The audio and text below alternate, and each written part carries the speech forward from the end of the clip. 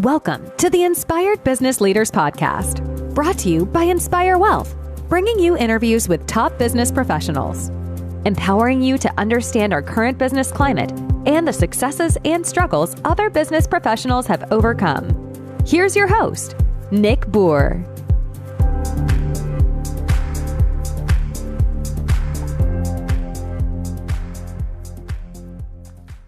Hello, and welcome to another episode of the Inspired Business Leaders Podcast. As always, I'm your host, Nick Bour with Inspire Wealth, and I have with us today Rob Fink, and I'm super excited to have him. Rob's got an in-depth background and experience in the startup senior executive leadership roles for over 2 decades, and recently started a consulting business doing numerous parts of his expertise over his 2 decades of experience. His firm that he started and formed recently, Vision North, is really set out to help be a resource for small to mid-sized businesses, and he does a lot of consulting as well. But I'm going to let him tell you a little bit more about some of the things he's seen over the years and some of the ways he's helping by utilizing and starting Vision North to help his clients. So, Rob, welcome to the show, and thanks so much for taking the time. Yeah, thanks, Nick. Happy to be here. So, Rob, tell me a little bit, tell our listeners a little bit more about your background, and then let's kind of jump into, what some of the things you've started seeing and why you launched Vision North. Yeah, sure. No, happy to. I'll start with my background. So, not too dissimilar from a lot of other professionals, especially young professionals now, where when I went to college, I had an ambition. I was an English major. I had this ambition I was going to be a writer. So after school, I actually did some writing, found out that business is full of rejection. It takes a lot of time to get to where you're going. So I actually pivoted and took a job as a local regional manager with a service industry that was just starting up at the time. Had about 4 employees when I joined. And over the course of the 8 years that I was there, I navigated myself up through the ranks to, VP of operations to eventually chief operating officer. Really started to form a passion for leadership and entrepreneurship. And, when I left that business after 8 years, we had grown it from, there were 4 people there. I made 5. We grew it from 5 to 3,000 people. Wow. I'm always one that's looking for a challenge. The owner at the time was very happy with what we built over the course of those 8 years, was looking to sell. I left that business at that time, and I got into the IT space. Took a job as VP of Ops for a software development company, really learned the IT space, helped that business owner again grow his business from just a single shingle kind of business, just him, to a company that, we increased revenue by 20x over the 5 years that I was there. And it really left him as a preeminent expert in that software development space. And then, from there, keeping true with my form, I joined another organization. I think I was employee 5 at that time. Okay. A small startup company in the supply chain software space. And over the course of my 9 years there, we grew that business again to about 100 employees, and revenues increased by about 20x. So I've had this track record of finding startup opportunities, helping the business owner grow their business, and maximize their potential exit. Wow. Well, that's a super good niche that I think is extremely undervalued. I mean, look, being in the financial space as I am, and working with entrepreneurs and business owners myself, I always see that as as people start thinking about not only growing but also their exit and how they want to transition, at some point in the next 10 years. They're always thinking about, how do I maximize, how do I grow revenue, how do I grow profitability? And the fact that you did it from 3 startups, I mean, that's super impressive. No, I appreciate that, Nick. Thanks. I mean, the analogy I always use that I try to talk to, small business owners or entrepreneurs is, running a business is a lot like being a parent. I don't parent the same way, when I have an infant that I do when I have an 18-year-old. And you got to have the same mindset when you're running a business. You can't run it the same way you run it the first year as that business starts to evolve and mature. It takes a different amount of focus, some different skill sets, and that can be challenging for some entrepreneurs to grasp. But that's really where I do a lot of my work, is really helping craft that really in-depth stage-to-stage growth plan for a business. I think that's, I think that's a very undervalued area of expertise. I mean, I think a big part of it, do business owners even know, someone like you even exists? That there's someone out there that can really help them craft their next 3 to 5 year growth plan to potentially 10x plus profitability or revenue? No, probably not, Nick, to be honest. I started this business about 4 months ago, and, I've been starting to get the word out. But when I've started to make client connections, the response is pretty much like you explained. They really didn't know this service was out there or available. Oh, that's amazing, and I definitely think those are things that people need to be aware of and know that, your type of expertise, especially spending north of 2 decades with 3 different startups that are all successful and have experienced phenomenal growth. So I think that's extremely important for some of our audience to take away from this, because I do think there's a lot of people that just don't even know that your type of experience or expertise exists. So let me start with a couple areas that I think that our listeners would appreciate. And I just know it's some of the things that you've talked to me about, sidebar as well. Why do so many organizations fail to be innovative? I mean, is the concept of this misunderstood, or what's going on there? I mean, you've seen it firsthand. That's a passion of mine. You can definitely generate a lot of revenue growth and business growth through that organization's ability to really understand what innovation means. And you hit on it. I mean, part of it just starts with the fact that innovation is a really misunderstood concept. I can't tell you how many different business owners or business leaders that I've met that think, just giving an impassioned speech to their team about, hey, let's be more innovative, that's going to do it. It's not. I mean, innovation can be cultivated, and it has to be cultivated, but it can't be forced. Right. You can't have the mindset that I'm going to send my top talent into a think tank and they're going to come out with the next best thing. That's just not how it works. Right. I mean, innovation really takes a cultural and a financial commitment for an organization. On the cultural side, you really have to do well making sure that the team understands, you got to get rid of that fear of failure. You're going to fail when you innovate. It's going to happen, and people got to be comfortable to do that. But the organization, too, has to make a financial and organizational commitment to innovation. You have to have an innovation team. They have to have a budget. And you got to look at the concept of innovation a little bit differently. Typically, if you ask somebody, what is it? Most people's first answer is, well, it's coming up with something new. And developing something new is a form of innovation.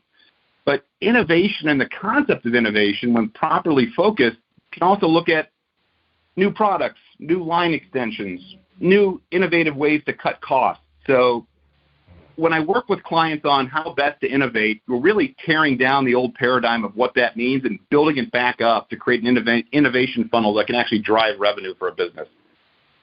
It's interesting because, you just explained innovation and how it's misunderstood. And I mean this genuinely, Rob. I mean, I keep referring back to, my career and my business. I see and explain to clients or potential clients of mine all the time, because we can all relate. Look, every industry a lot of people feel like, oh, well, there's a dime a dozen. There's a million freaking people that do what you do out in the world. Well, no, not necessarily. And I can definitely say that in the financial services industry, I mean, everyone thinks that every financial planner or financial advisor is the same. And my talk path or mindset is always, look, I take and use non-traditional, out of the box approach to help people reach their goals and minimize taxes, as an example. And everyone always says the same thing. Oh, like, can't you do the same thing everyone else can do with tax planning and this and that? I'm like, no, because I find myself doing is my due diligence and doing my research to know and be an expert in the tax codes, knowing how to minimize and pay as little amount of taxes as humanly possible, because that's what all of us as entrepreneurs and professionals, that's what we all want. Hey, we want to pay our fair share, but we also we don't want to pay any more than we have to. So I think I say that as an analogy and as an example of what you just said. I feel I'm innovative and thinking outside the box as a financial planning firm. And I think there's so many organizations that just don't understand truly what innovation really is. I totally agree, Nick. And from what you're describing, yeah, it sounds like you and the Inspire Wealth team certainly understand, the concept of innovation in terms of how to properly focus it. Yeah, no, and I appreciate you saying that as well, because that's something that, that's part of the reason I'm doing a lot of the media that we're doing, and we have the podcast and, all those things, is because, like you, I just don't think enough people realize, A, the services are out there, and B, there is a difference and there is innovation, and you got to make sure you're doing your due diligence, because if you're truly an entrepreneur and a business owner that is in that growth stage, like it sounds like you've got a ton of expertise in over your career. I mean, how many, let's say 5 to 20 employee businesses could you go in if they allowed you to do that and take a step back in a third-party, unbiased, fresh set of eyes and kind of said, look, let's lay out a plan over the next 12 to 48 months or 12 to 36 months, and here is how we're going to help change some of the things you're currently doing to increase profitability, to increase employee happiness and retention, and to drive costs down, and again, profitability up. And there's got to be unlimited business owners, not only in your area, but across the country, that could really, really benefit from what you're doing. Yeah, and the sky's the limit, absolutely. Different businesses, too, require different amounts of attention. Some it might be a couple-month engagement with me. Some it might be a multi-year engagement. It just depends. But I totally agree. The opportunity is endless. Well, that's great. So, I appreciate you, taking the time to go through that and kind of, just talking back and forth. And I think that this is why the podcast works. So, help me. One of my next questions for you: why do small and mid-sized businesses really struggle with onboarding and selecting the right technology? And how oftentimes these efforts really successful? I mean, I've seen, and I've talked to businesses myself, that technology is not always an area of focus. Usually, if you're a big enough business, you kind of look at it as, well, we have an in-house IT person, and they kind of handle all things technology, and that's it. I mean, why do so many businesses struggle with this? Yeah, another great question. There's a multitude of reasons for it. Oftentimes there are experience or skill issues. Some small to mid-sized businesses don't have an IT department or have a very underrepresented IT department. Makes sense. It can be looked at as an afterthought. I mean, in my opinion, every business can benefit from technology if, in fact, the technology is the appropriate technology. So when you don't have the ability to understand what it is you need, it doesn't really become a priority. It's an afterthought. I can't tell you how many small to mid-sized business owners that I've met that run SAP That's not what SAP's for. And you're going to have a poor experience when you have a hard time evaluating what options are out there and what's appropriate for your business. Right. And the numbers as far as how this typically works for small to mid-sized businesses, it's not good. McKinsey did a study, I think, last year, and it showed, on average, 45% of IT projects come in over budget.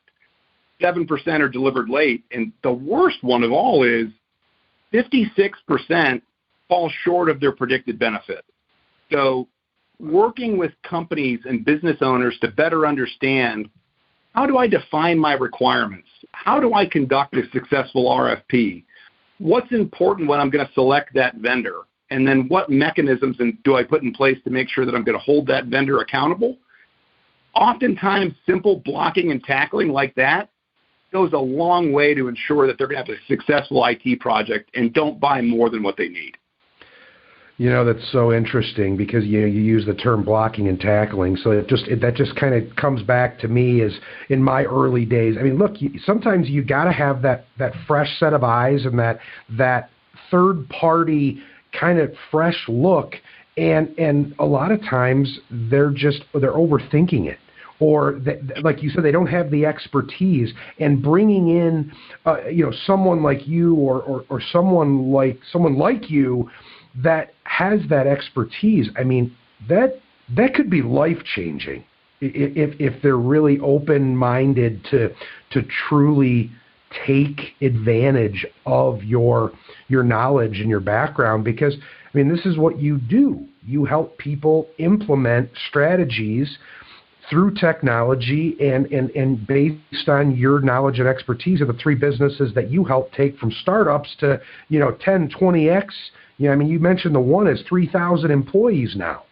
I mean, that's, Rob, there's obviously, there's some major impression right there alone, but the fact that you also took all of that knowledge and turned it into your entrepreneurial journey, I mean, it's huge, man. And I give you so much credit. And I think that, I don't just say this, man, I truly mean this. I mean, the world and the country needs more people like you, like me, like other people I've interviewed on here that can transfer our corporate and background and knowledge we've accumulated over, a decade and a half, 2 decades, however long it was, and transform that into, now I'm working with middle America, small to mid-sized businesses, entrepreneurs. I became an entrepreneur myself because I saw some of the shortfalls. I mean, that's really what we're talking about. You saw some of the shortfalls and some of the successes that you helped these other companies, appreciate, and you realize how many other companies were out there that you could make an impact if you had your own company. And then you went out and did it. Yeah, and I really appreciate that, Nick. And I'm a little bit abnormal, too, when it comes to being an entrepreneur. I mean, don't get me wrong. I mean, every business needs to be, profitable and generate revenue. But as it relates to how I look at my ideal customer, I don't look at customers as perpetual revenue streams. I look at my ability to help that customer achieve success. And I trust the fact that if that's a small engagement and it works, word of mouth is going to get me more customers. So I'd rather have a happy customer than a long-term customer, if that makes sense. Rob, again, too little people like that mindset. I think that's so important nowadays because like you, I'm a relationship guy, and I think word of mouth, especially word of mouth that's positive and that's going to share their experience, those things are all so crucial in today's world, especially with the digital world. And yes, we're still in person, but there's a lot more being done digitally nowadays. And I think that word of mouth that you have 2, 3, 4, 5, 6, however many companies saying positive things about you, and that didn't oversell and did what really needed to be done and helped us eliminate cost or helped us grow profitability and helped us do this. Those are all the reasons why I truly believe you're going to be successful. You're going to get to the point, however however, evolving you want your business to be, because you're taking the right mindset. You're truly trying to help the business. You're not trying to go in and just see dollar signs like some other companies do. Yeah, no, we're very like-minded as far as that goes, Nick. Yeah, for sure. So, help me, when it comes to, some of your leadership and coaching that you do, what is values-based leadership, and what does that mean, and why do you feel it's so crucial in today's environment? Yeah, man, you got a lot of good questions. So when I look back at, why I was successful in my career, one of the most important things for me was, when I first took that jump and joined, that first organization and started to move up the ranks, they made an investment in getting me a mentor. The coach word wasn't as popular back then. It was typically a mentor.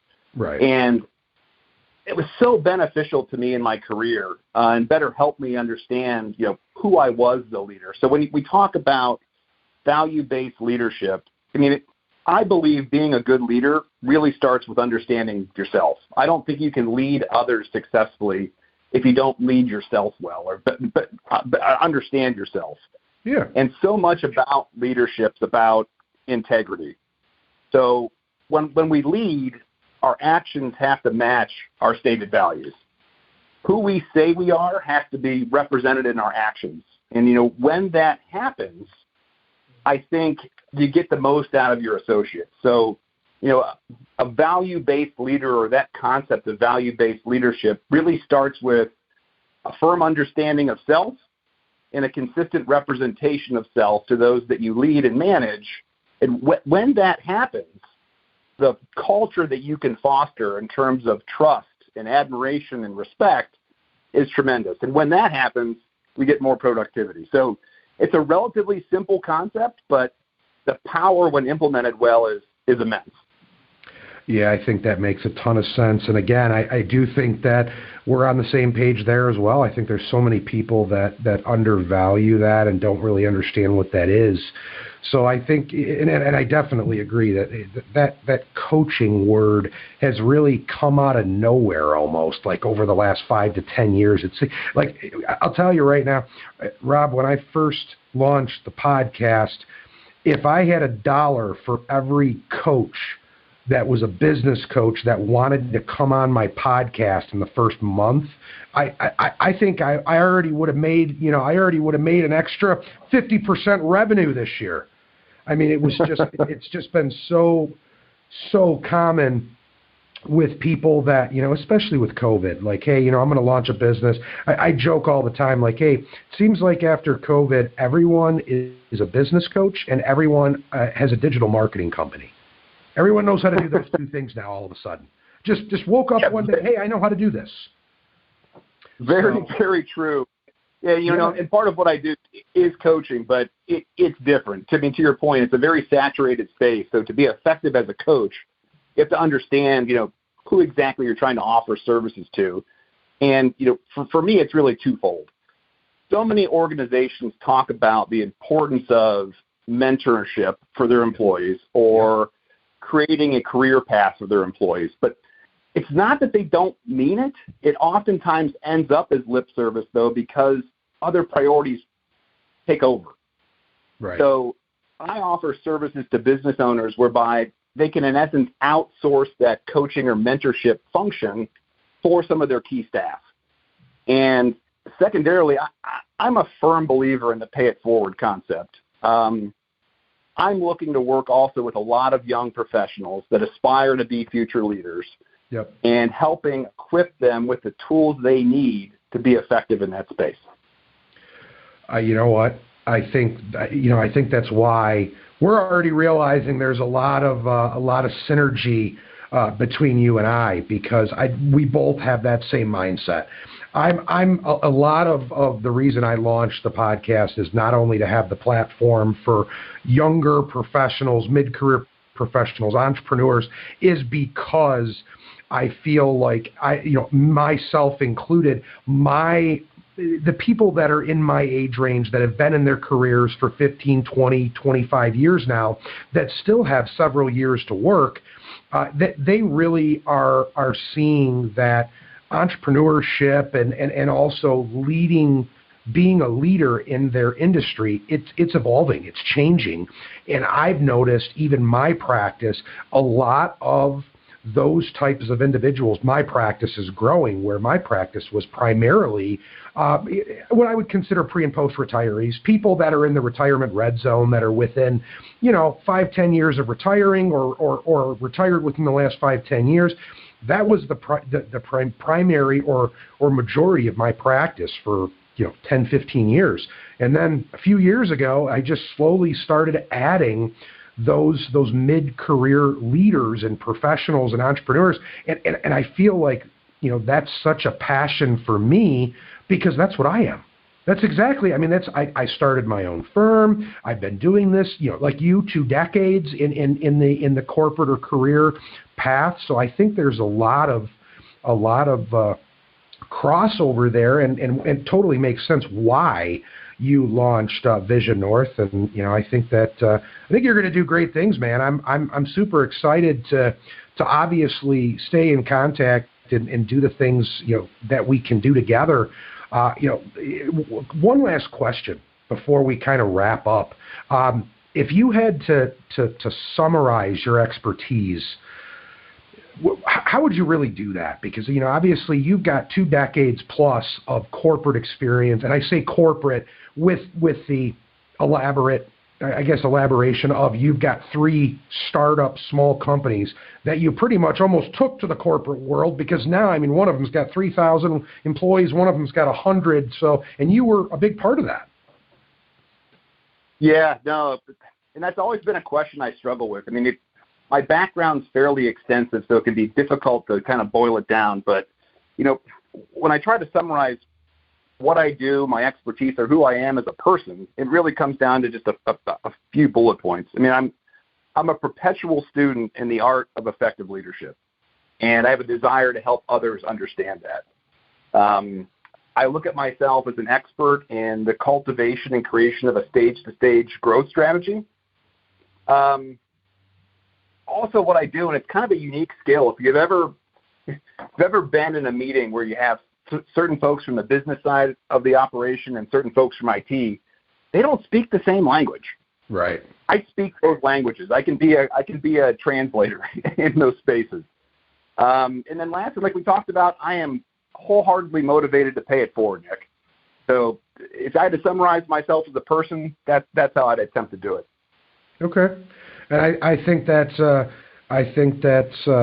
why I wanted to have you on the podcast. I think that we share a lot of similar values, and we're both in similar mindsets as far as paying it forward. I've been a big believer in financial literacy and financial education for many years, and that's part of the reason I do a lot of the things I do. And it sounds like you saw over your 2-decade plus experience of being a senior executive some of the shortcomings and shortfalls and opportunities to help improve and evolve. And you went out and became an entrepreneur and started your own company to do that, to be able to help be a resource for other business owners. And look, at this stage in the game, especially north of 2 decades, that's not an easy decision at times. And it sounds like it's been pretty seamless for you. Yeah, we all know as an entrepreneur, you're going to have challenges, but it sounds like you're already, making a seamless transition to being an entrepreneur and running your business. And I give you a lot of credit. I appreciate that, Nick. It was, it's not always the easiest decision, to start your own business, but I was extremely motivated to do it. I'm a very tenacious and passionate guy, so I have no problem rolling up my sleeves and doing the work. And yeah, so far it's been great. Been finding some clients, helping them deliver some success, so couldn't be happier that I did it. Well, that's great, Rob. And again, I want to thank you for coming on. And, if any of our audience or any of our listeners or followers, if they want to reach out to you because they feel like either A, they could benefit from a conversation, or they know someone that can, what's the best way to get in touch with you? A couple ways. My website is thevisionnorth.com. My email is just simply rob.fink@thevisionnorth.com, or even my cell, 330-418-7954. Hey, that says something. And again, why we are so like-minded is I don't hear many CEOs nowadays or founders of companies giving out their cell. I do it all the time, and you just did to the audience. So, Rob, I want to say thanks, and I want to encourage any of our audience that feels like you might be able to benefit from a conversation from Rob, or any of these things really kind of resonated with you. Reach out, have an initial conversation, and I want to say thanks for always listening to the show. And we've obviously grown over the last 6 months, and we're just getting started. I'm really excited for this next year. As always, this is another episode of the Inspired Business Leaders Podcast. Again, I am your host, Nick Bour with Inspire Wealth, and I want to say to everyone, hope everyone had a Merry Christmas and a Happy Holidays, and I want to say Happy New Year. And Rob, I want to, again, thank you for coming on and taking the time, and great conversation, man. Look forward to having another one at some point in time soon. Thanks, Nick. I really enjoyed it. Much appreciated.